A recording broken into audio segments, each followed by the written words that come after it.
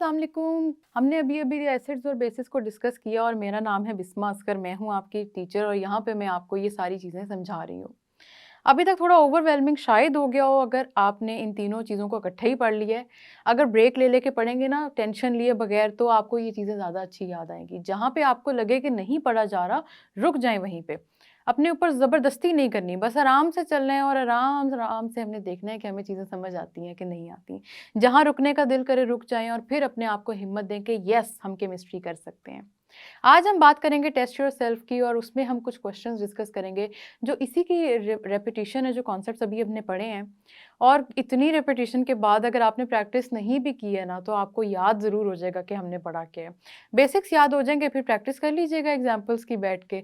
तो चलते हैं लेक्चर की तरफ और टेस्ट योरसेल्फ को डिस्कस करते हैं।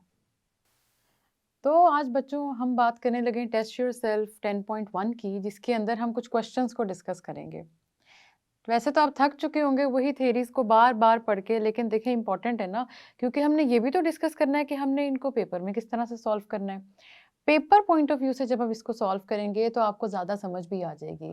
आप जब किसी भी कॉन्सेप्ट को क्वेश्चनिंग में ब्रेक कर लेते हैं ना और फिर अपने आप से वो सवाल करते हैं कि अच्छा ठीक है मैंने ये चीज़ पढ़ी थी, अब देखते हैं ये इसका कोई क्वेश्चन दिया हुआ है तो मैं वो सॉल्व कर सकता हूँ या नहीं, तो आपको बेटा ज़्यादा अच्छी समझ आएगी उसकी। जब हम क्वेश्चनिंग इधर करेंगे तो आपने परेशान नहीं होना, आपको अगर कोई क्वेश्चन समझ ना आए मैं समझाऊंगी, आपको समझ आ जाएगा। लेकिन अगर फिर भी आपको लगे कि क्वेश्चन तो समझ आ गया लेकिन आंसर नहीं कुछ समझ आ रहा, तो कुछ कॉन्सेप्ट्स आप रिवाइज कर लीजिएगा। हम इसी टेस्ट योरसेल्फ में कॉन्सेप्ट्स को रिवाइज भी करेंगे, लेकिन आपने फिर भी पिछले जो कॉन्सेप्ट्स हमने एग्जाम्पल्स के साथ फुल फ्लेज पढ़े थे उनको एक दफ़ा देख लेना है। चलते हैं पहले क्वेश्चन की तरफ। हमारा फर्स्ट क्वेश्चन है, what is the difference between Arrhenius base and Bronsted-lorry base. तो इस क्वेश्चन को सुनते साथ आप कहेंगे कि ये तो दोनों कॉन्सेप्ट्स इकट्ठे दे दिए, अब इनका करना क्या है। आपने बेटा ये करना है कि सबसे पहले तो अपने माइंड को जगाएं और उससे पूछें कि क्या पढ़ा था आर्हीनियस में और क्या पढ़ा था ब्रोंस्टेड-लॉरी में। उसने आर्हीनियस और ब्रोंस्टेड-लॉरी दोनों बेसिस के बारे में पूछा है। बेसिस के बारे में पूछा है, इसका मतलब है आप रिवाइज करें जरा कि आर्हीनियस बेस क्या चीज थी। आर्हीनियस बेस बेटा कोई भी ऐसी चीज है जो उसमें क्या होगा, आर्हीनियस बेस हाइड्रोक्साइड आयन को रिलीज कर देगी। और ब्रोंस्टेड-लॉरी बेस की बात कर लेते हैं। आपके ब्रोंस्टेड-लॉरी बेस क्या थी, ब्रोंस्टेड-लॉरी बेस आपके पास कोई भी ऐसी चीज है जिसने प्रोटॉन को एक्सेप्ट कर लेना है।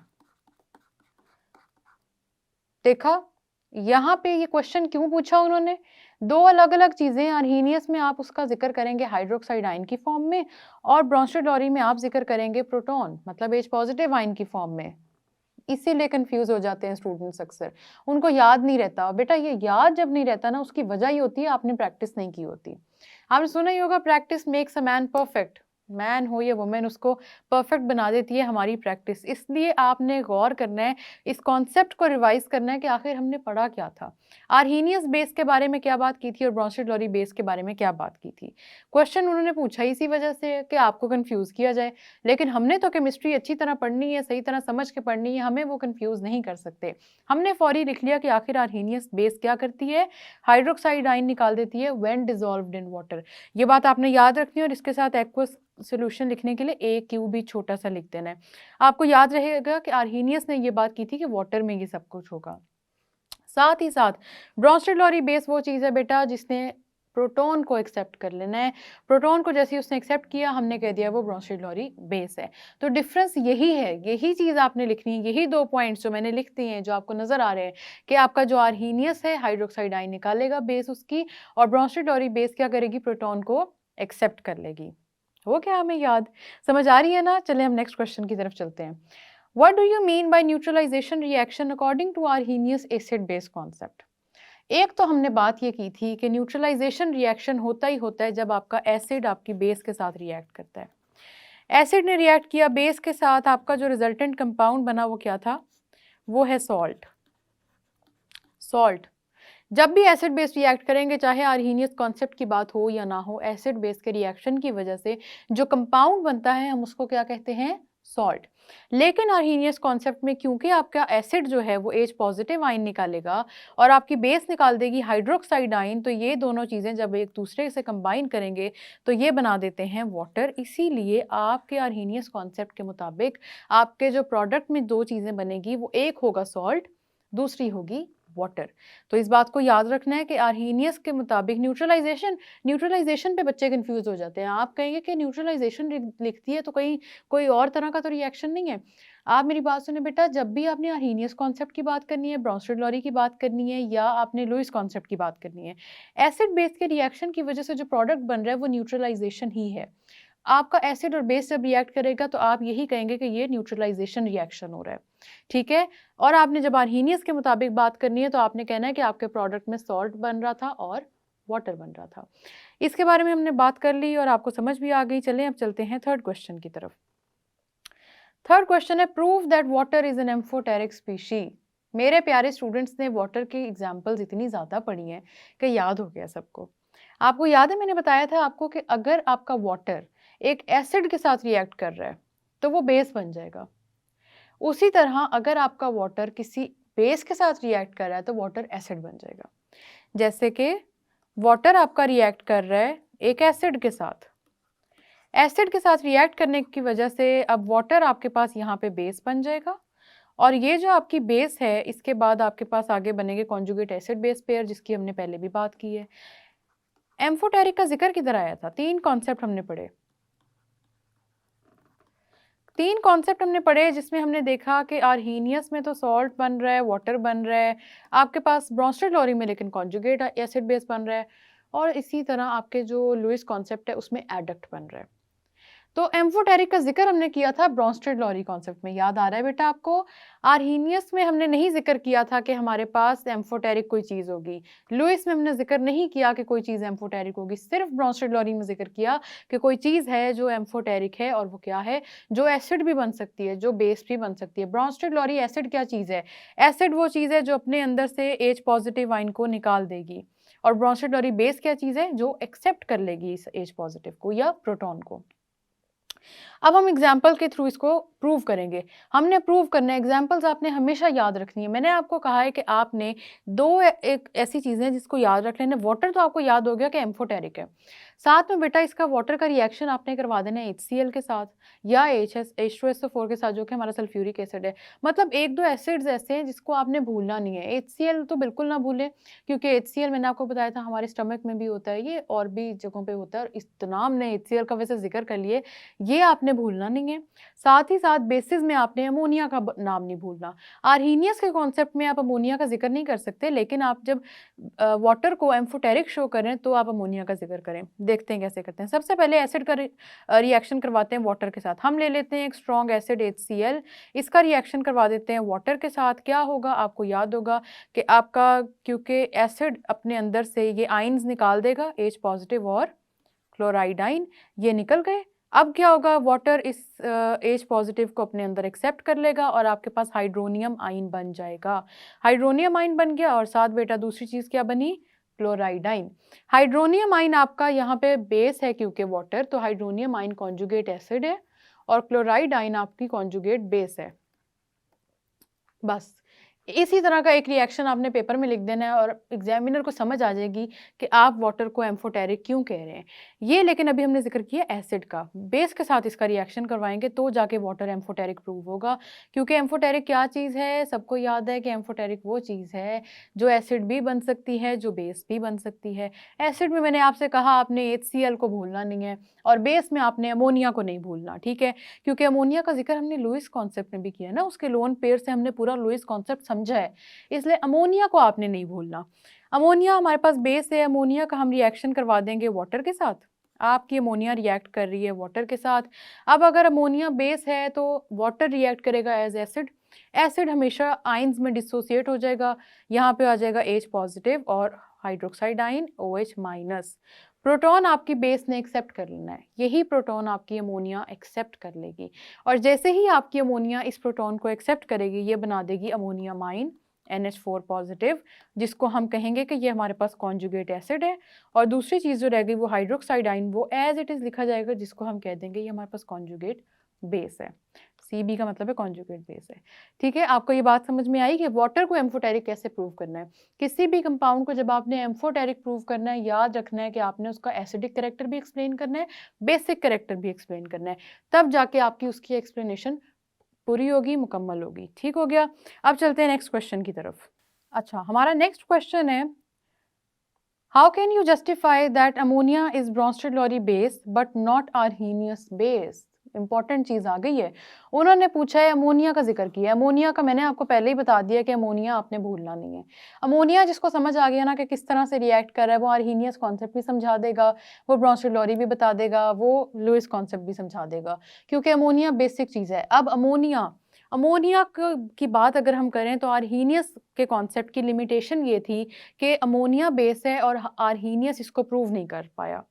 क्यों? क्योंकि आर्हीनियस ने कहा था कि बेस में से हाइड्रोक्साइड आयन निकलेगा, लेकिन हमारे पास अमोनिया बेस है जिसके अंदर हाइड्रोक्साइड आयन प्रेजेंट नहीं है। ये बात आर्हीनियस आपका प्रूव नहीं कर सका था। तो उन्होंने पूछा है कि how can you justify that ammonia is Bronsted Lowry base but not Arrhenius base?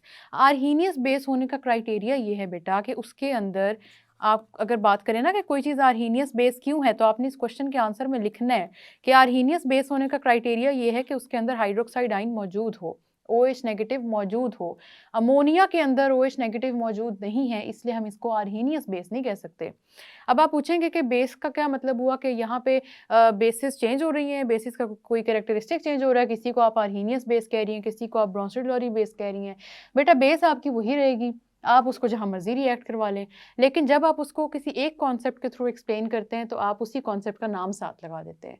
बस इतना सा करना है। आपने अमोनिया की बात करनी है, अगर आप आर्हीनियस के कॉन्सेप्ट उसको एक्सप्लेन कर रहे हैं तो आपने कहना है कि ये बेस तो है लेकिन ये आर्हीनियस बेस नहीं है। अब आप उसको ब्रोंस्टेड-लोरी कॉन्सेप्ट के थ्रू एक्सप्लेन करें। पहले तो हम बात करते हैं ब्रोंस्टेड-लोरी कॉन्सेप्ट के थ्रू बेस होती क्या है। बेस वो चीज़ होती है जो कोई भी प्रोटॉन एक्सेप्ट कर सके, और अभी अभी हमने एक रिएक्शन पढ़ा वाटर के साथ, जिसमें हमने देखा कि जब अमोनिया वाटर के साथ रिएक्ट करती है तो वाटर हमारे पास बन जाता है एसिड, क्योंकि वाटर अपने अंदर से H पॉजिटिव और हाइड्रोक्साइड आइंस को निकाल देता है। सिर्फ इसके एसिड बनने की वजह से नहीं, अमोनिया वैसे ही बेस है। ठीक है, अपनी बात याद रखनी है। तो अमोनिया ने जो रिएक्शन करके चीज़ बनाई वो है अमोनियम आयन। तो आपने बात की कि जी हमारे पास ब्रोंस्टेड-लोरी कॉन्सेप्ट वो कॉन्सेप्ट है जिसमें आपकी जो बेस है वो प्रोटॉन को एक्सेप्ट करेगी, और हमने देख लिया कि कैसे वाटर के साथ रिएक्शन में अमोनिया ने फौरी H पॉजिटिव एक्सेप्ट कर लिया। तो बेस तो ये वैसे भी है, लेकिन अब आप कहेंगे क्योंकि हम इसको ब्रोंस्टेड-लोरी कॉन्सेप्ट के अकॉर्डिंगली एक्सप्लेन कर पाए हैं, इसीलिए हमारी अमोनिया ब्रोंस्टेड-लोरी बेस तो है लेकिन आर्हीनियस बेस ये बिल्कुल भी नहीं है। ये बात आपने याद रखनी है कि आपके अमोनिया बेस है, आर्हीनियस के कॉन्सेप्ट के अकॉर्डिंगली वो एक्सप्लेन नहीं हो सकती, इसलिए उसको हम आर्हीनियस बेस नहीं कह सकते। ब्रोंस्टेड-लोरी के कॉन्सेप्ट के अकॉर्डिंग आप उसको एक्सप्लेन कर सकते हैं, इसलिए हम उसको ब्रोंस्टेड-लोरी बेस कह देंगे। चलते हैं अब नेक्स्ट क्वेश्चन की तरफ। आपको समझ आ गई होगी कि अमोनिया को हमने क्यों कहा है कि ये आर्हीनियस बेस नहीं है लेकिन ब्रोंस्टेड-लोरी बेस है। नेक्स्ट क्वेश्चन है हमारा, state and explain the neutralisation reaction according to Lewis concept. Neutralisation, मैंने आपको बताया था कि आपका कोई भी कॉन्सेप्ट हो, कोई भी उठा लो, जब एसिड और बेस रिएक्ट कर रही हैं तो उस रिएक्शन का नाम ही ये है कि ये न्यूट्रलाइजेशन रिएक्शन है। इस पूरे रिएक्शन को आपने कहना है कि ये न्यूट्रलाइजेशन रिएक्शन है। ठीक है, इस बात से कोई फर्क नहीं पड़ता कि आप कौन से कॉन्सेप्ट के अंडर उसको एक्सप्लेन कर रहे हैं। एसिड और बेस का रिएक्शन न्यूट्रलाइजेशन रिएक्शन कहलाता है। क्यों कहलाता है वो भी बता देती हूँ कि इस न्यूट्रलाइजेशन का मतलब है न्यूट्रल हो जाना। एसिड के भी कोई ना कोई पावर है, मतलब उसकी भी कोई ना कोई ताकत है, बेस की भी है, और ये दोनों एक दूसरे के इफेक्ट को कैंसिल आउट कर देते हैं, रिजल्टेंट कंपाउंड को न्यूट्रल कर देते हैं। इस वजह से हम इस रिएक्शन को न्यूट्रलाइजेशन रिएक्शन कहते हैं। उन्होंने कहा लुईस कॉन्सेप्ट के मुताबिक एक्सप्लेन करें। लुईस कॉन्सेप्ट को तो हमने इतनी अच्छी तरह पढ़ा है कि हमने उसके अंदर देखा कि बोरॉन ट्राइफ्लोराइड का रिएक्शन जब हमने अमोनिया के साथ करवाया तो यहाँ पे आपके पास जो रिजल्टेंट कंपाउंड बना उसमें क्या हुआ कि कोऑर्डिनेट कोवलेंट बॉन्ड बन गया अमोनिया का और बोरॉन ट्राइफ्लोराइड का।